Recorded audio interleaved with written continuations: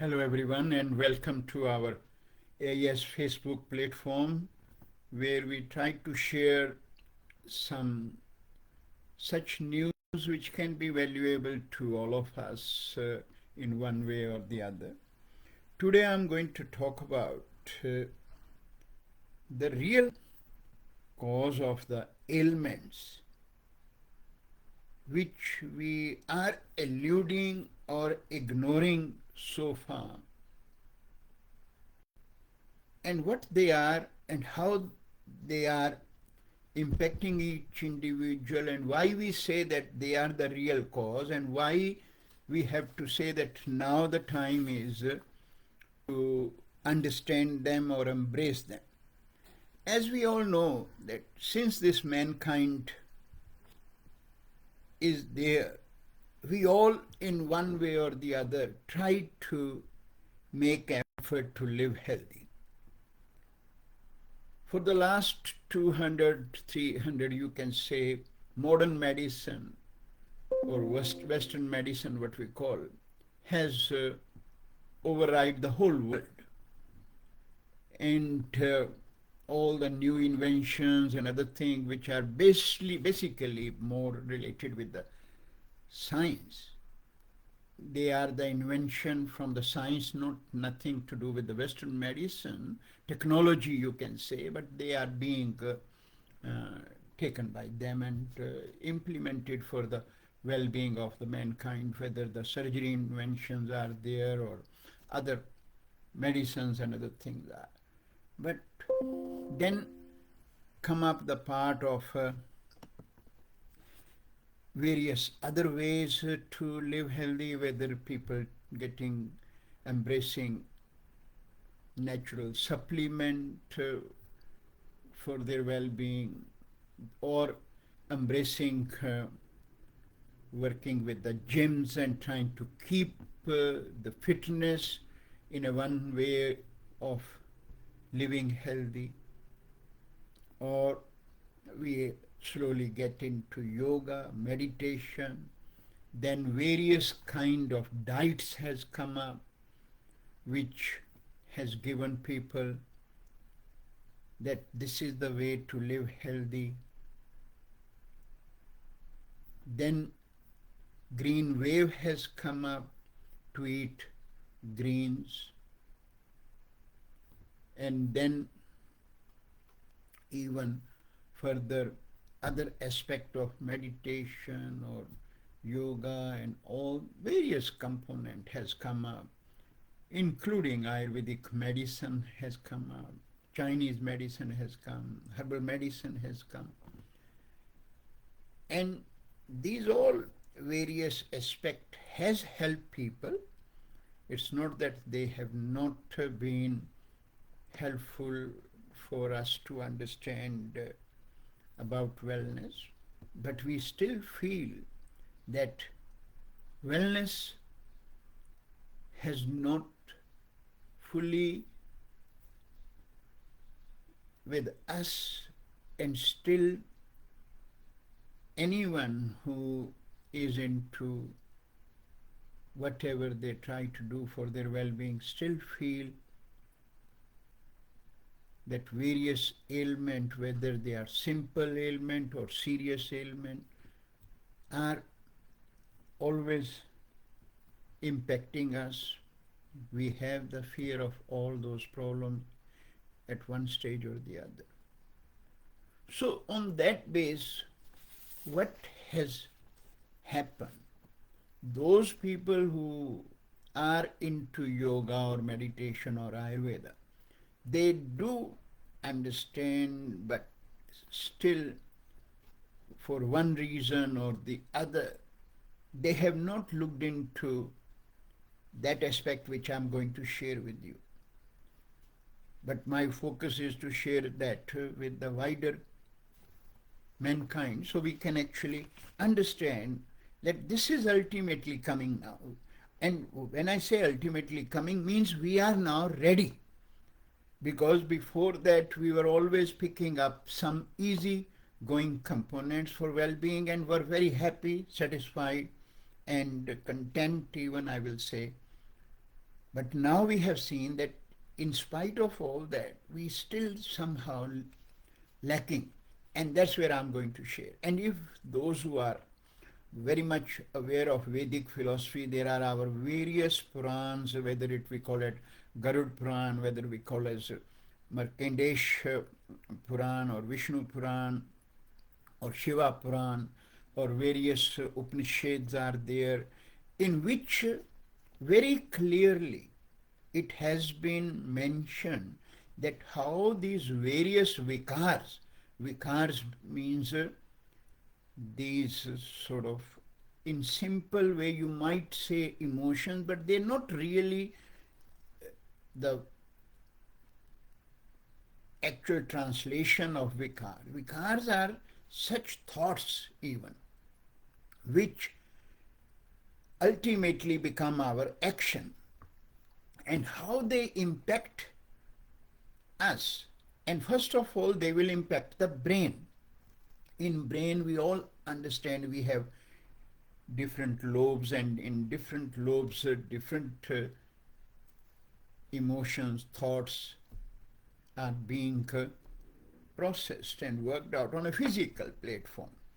And then on the physical platform, we all understand the role of the vagus nerve, which impact and influence every organ in our body. But then if we look at a little bit more bigger picture, we have our foundation, what we call as our seven chakras, and they also get impacted by these all various vikaras, what we talk about, whether it is lies, whether it is lust, whether it is greed, whether it is frustration, jealous, hatred, you name it. These are all the vikaras in our those Puranas and Upanishads has been described, that how they impact your foundation. Because it's not that they will cause you problem in a one day. And that's where most of the time we all keep thinking that I'm foolproof, I'm not having any impact of these issues or these habits or these thoughts or these actions in my life.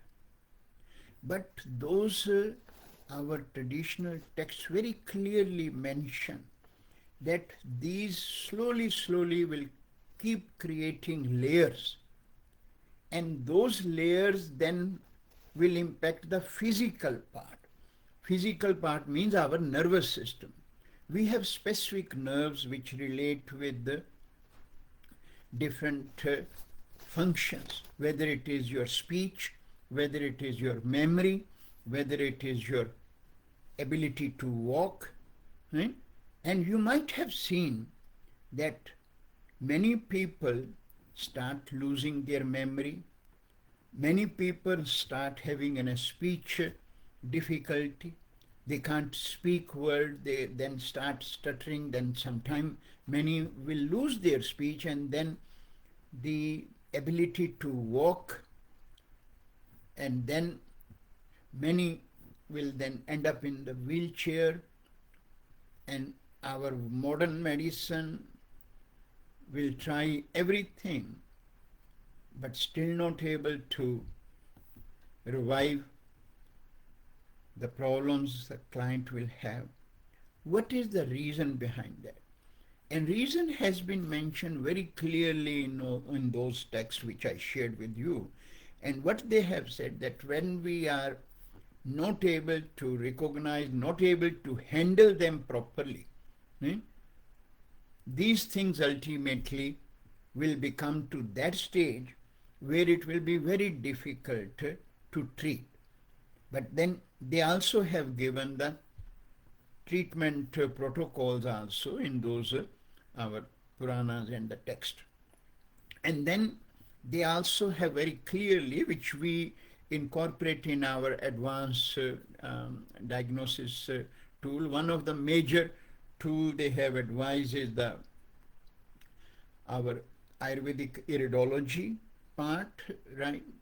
The one they talk about Putali, and then the pulse examination, which is the Nadi Pariksha. But in the Nadi Pariksha, sometime many practitioners will always have a bit difficulty to go to that level of understanding and interpretations, because Nadi Pariksha is all about interpretations, how you interpret, evaluate the information you have gathered. You might be able to gather the information, but if your own state of mind is not balanced, interpretations will become the most difficult part, and that's how many of us are lacking that part. But when we talk about Ayurvedic iridology, in that it is very much visual component. You can see the impact in those areas and then start interpreting in a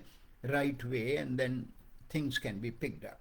And even in those texts, it has been very clearly mentioned that if someone is keep doing such thoughts or those vikaras at the age of 42, that's what they have written. At the age of 42, they start getting really manifested in our various nerves. So the impact on those specific nerves, which you can see through our nowadays, we do the MRIs and scans and all that part, that can start, those impact can be seen. But our ancient sages have done that with the various other aspects for them. The meditation was the biggest one, which they go and visualize everything what we visualize through the MRIs and scans nowadays. But then they have given that through Ayurvedic iridology, advanced level of that, and then the pulse examination, you can pick up those information. By the age of 42, they will start reflecting. And then, if you have not done, then at the age of 49, they will really impact that individual. Either they will lose their memory, right? Either they will lose their speech, or either they will lose their ability to walk, and they can end up in wheelchairs even. So when these situations happen with someone and they try to only think of our Western medicine and not able to embrace the real treatment, which is nothing but from the Ayurvedic perspective, but that process is a very, very intense and specific and very precise methods has been written in those texts for that. Means time frame is very much goes according to the each individual, but point is, why to let those things reach to that stage, that where the treatment is getting beyond your ability or capability to do that.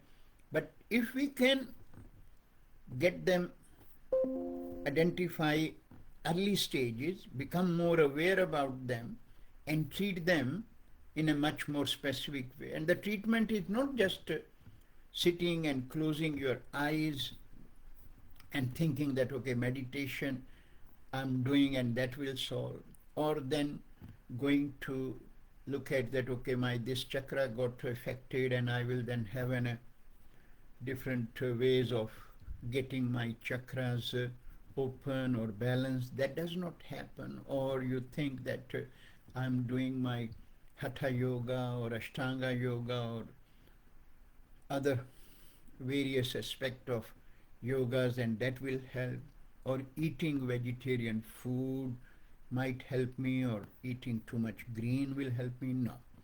These are not, they are definitely component.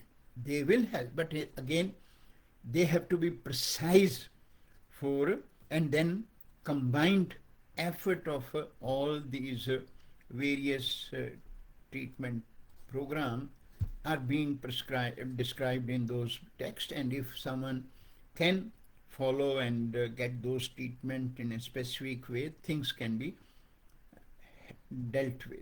But point here is that we all should now start understanding that if our problems are not getting solved, what is the reason? And reason is simple, that we have embraced and we have made effort to live healthy by doing all those various aspects which I share. But now time has come up that we must get into a little bit more deeper and embrace the real cause of all these ailments and work out, at least for ourselves and at least those practitioners who are able to do these things. But if they are not knowing and trying to do something just to attract client, they will definitely be the one who will ultimately suffer from these problems. So we have to be very, very careful. But yes, there is some hope, and that hope is given by these our ancient text, and we must try to look for that how we can work out these issues and discuss that with your practitioner. And if they don't know, you can always learn, and that's where we talk about at AIS about these issues. Now I feel that some of our students are also getting to that level that they are more ready to go deeper and dip deeper into these learning, and we will always be able to run some courses on that. Thanks everyone.